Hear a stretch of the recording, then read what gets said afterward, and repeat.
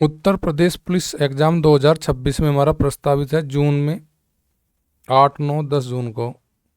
और हम 100 दिन तक 1000 क्वेश्चन मैथ्स के क्वेश्चन की प्रैक्टिस के लिए आपके लिए बेहतरीन selective question according to syllabus, according to previous year question तैयार कर रहे हैं, जो आपके मैथ्स के लिए बहुत हेल्पफुल होगा।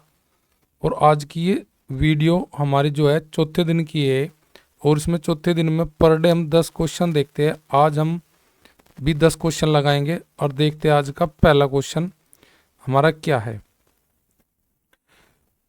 51 से लेके 121 तक की सभी प्राकृत संख्याओं का योग ज्ञात कीजिए। देखो, प्राकृत संख्या योग निकालने के लिए फॉर्मूला हमारे पास होता है n इंटू एन प्लस 1/2 पर, लेकिन यहाँ पे हमें बीच शुरुआत से नहीं पूछा है, बीच से पूछा है। तो ऐसे क्वेश्चन को हम बनाने के लिए क्या तरीका अपनाते हैं ताकि हम सवाल को जल्दी बना सके।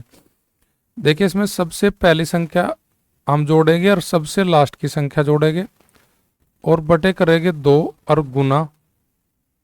हमारे पास जो संख्या हमने छोड़ दी, यानी कि टोटल संख्या, हमारे पास जो टोटल संख्या है जहाँ तक पूछा है, टोटल संख्या जहाँ तक पूछी है उसमें से हम घटा लेंगे। टोटल नंबर में से जितने नंबर है उसमें से लेफ्ट वाली संख्या घटा लेंगे जितने हमने छोड़ दी, लेफ्ट नंबर।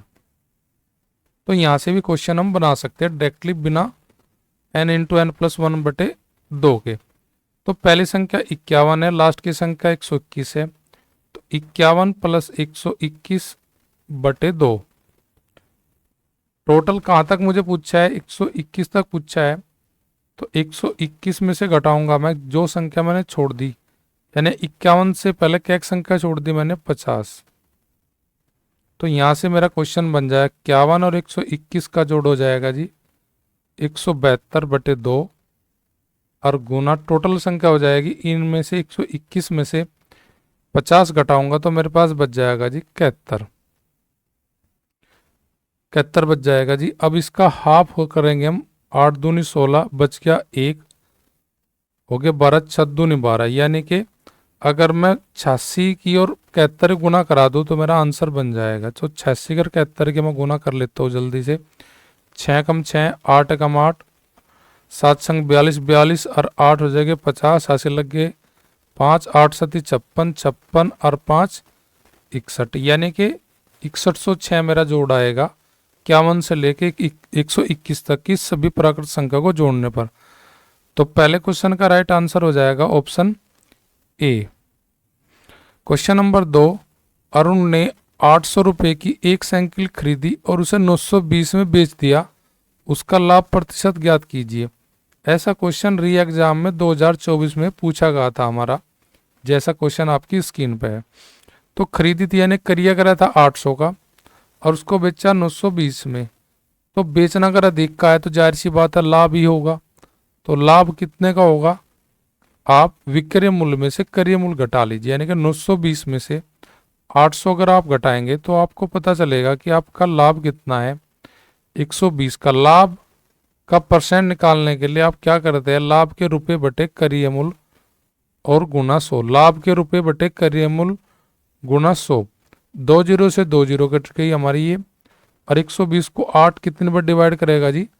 15 बार। तो हम कह सकते हैं अगर उसे 800 रुपये का माल 920 में बेच दिया तो आपको कितने परसेंट का लाभ होगा जी? 15%। तो क्वेश्चन नंबर 2 के लिए हमारा राइट आंसर हो जाएगा ऑप्शन बी।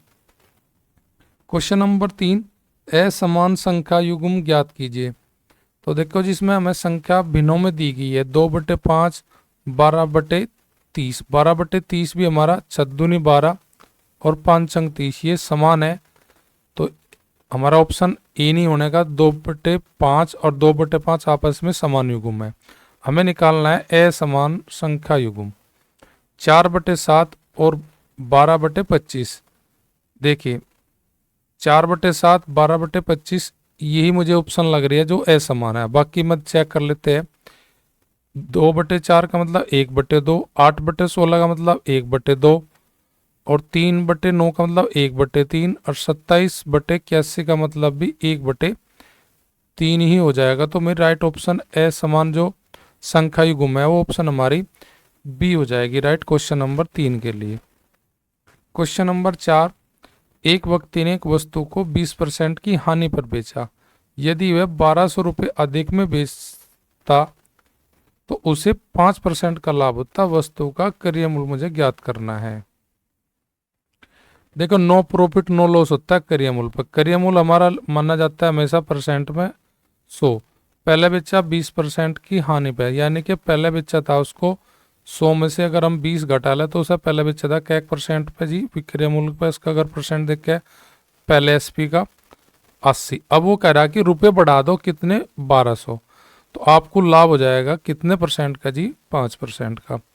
तो अब की बार मेरा एसपी जो हो जाएगा वो हो जाएगा जी 105% का, यानी कि SP number 2, selling price number 2, 80 से 105 तक, यानी कि कितना बढ़ा है इन दोनों का अंतर, 80 और 105 का, यानी कि 25%। तो 25% जो बढ़ाओ किसने बढ़ा, रुपये बढ़ने से। यानी इस 25% की जो बढ़ोतरी हुई वह हुई किसके कारण जी, 1200 रुपये आपने अधिक किया रेट। तो 1200 रुपये जो है वो कितने % के बराबर है जी, 25 के। मुझे निकालना करिए, करिए हमेशा निकलता है किस पे जी, 100 पे। तो बस 25% में 1200 है तो 100% में कितना होगा, 25 का 4 गुना हमारा 100 है। तो 1200 का भी हम 4 का गुना का लगा के बता देंगे 100% में हमारा हो जाएगा जी 12 चौक 4800 रुपये। तो यानी कि मेरी राइट आंसर हो जाएगा क्वेश्चन नंबर 4 के लिए ऑप्शन डी, जिसमें 4800 मेरा रखा है।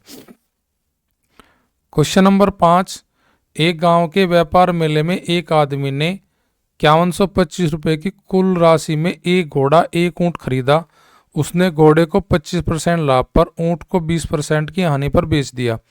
यदि दोनों जानवरों का मूल्य समान मूल्य पर बेचा हो, यानी कि उनका एसपी जो है, विक्रय मूल्य जो है दोनों का बराबर है, तो सस्ते जानवर का क्रय मूल्य निकालना मुझे, सस्ते जानवर का क्रय मूल्य। तो देखिए एक सवाल को समझे, एक को लाभ पे बेचा, एक को हानि पे। जिसका हानि बेचा होगा उसका रेट डाउन हुआ होगा और जिसे लाभ पे बेचा होगा उसका रेट बढ़ा होगा, और फिर भी दोनों का रेट समान आ गया होगा। तो कहने का मीन्स हुआ कि जो हानि पे बेचा गया था उसका रेट अधिक था क्योंकि उसका रेट घटा, और जो लाभ पे बेचा वो सस्ता था क्योंकि उसका रेट बढ़ा, जब भी दोनों का रेट इक्वल हुआ। तो सवाल में जो हमारा लाभ पे दे रखा वो दे रहा है कितना % लाभ दिया है जी, 25। तो 100 में प्लस करेंगे 25, तो मैं कम्मा जी लाभ पे बेचेगी जो उसका तो हम बना लेंगे % 125। और जी हानि पर दी जी हमारी क्या, ऊँट, तो 20% की हानि हो रही ऊँट पे। तो यानी कहना मतलब 100 माइनस 20 यानी कि 80, यानी ऊँट का रेट अधिक था और घोड़े का रेट कम था। तो यहाँ से अनुपात बना लेंगे 5 दूनी 10 और 5 पंजे 25, और जी 5 एकम 5 और 5 अंक 30, यानी कि उसने अगर घोड़े को बेच रखा 25 और उसे बेच रखा किस में, ऊँट को 16 में। अगर यहाँ पे इनका क्रय मूल्य का ही अनुपात बना ले, मान ले हम अगर भाई 25 अनुपात 16 में वे दोनों थी हमारी दोनों, तो इन दोनों का अगर अनुपात का योग करूँ मैं 16 और 25 का, तो ये हो जाएगा जी 41। 41 को लेकर भाग करूँगा मैं किसे, 5125 को। तो 5125 को जब भाग करूँगा 41 से कम 41 बच गए 10, हो गए 102। 41 का डबल हो जाएगा मेरे पास 82, और जी 82 और 102 मंत्र आ जाएगा जी 20 का, 20 के पीछे 5 रखूँगा, 41 पंजे 125 हो जाएगा। अब मुझे निकालना जी सस्ते वाले जानवर का रेट। तो मैं गुना करूँगा किसकी,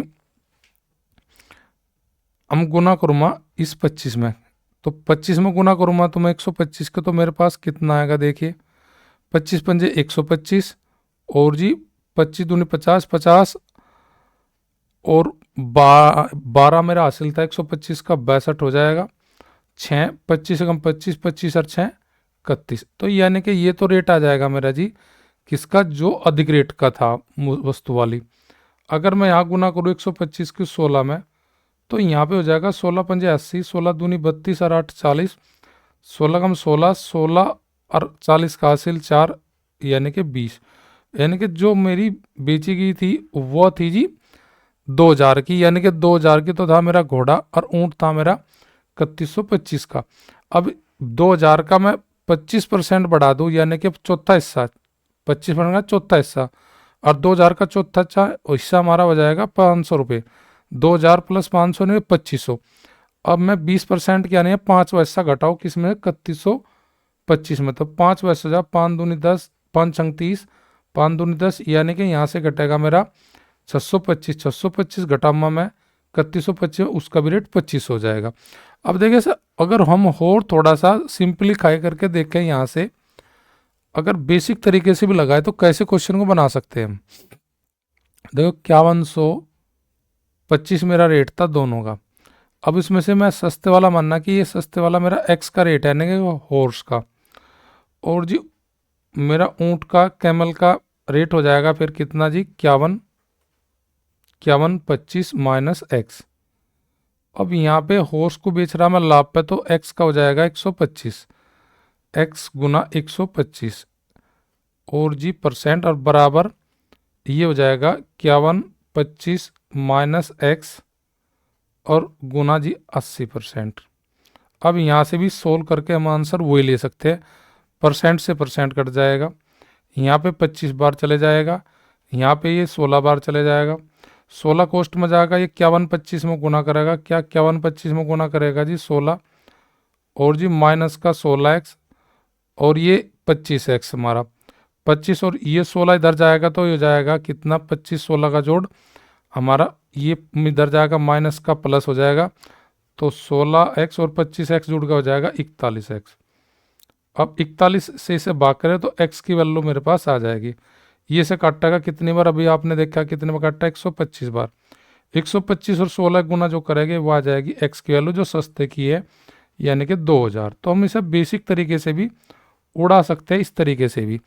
तो आसान तरीके से इस क्वेश्चन को, कोई ज़्यादा टिपिकल क्वेश्चन नहीं है, बस बेसिक आपका ठीक है तो बनाते चले जाएंगे क्वेश्चन को आप।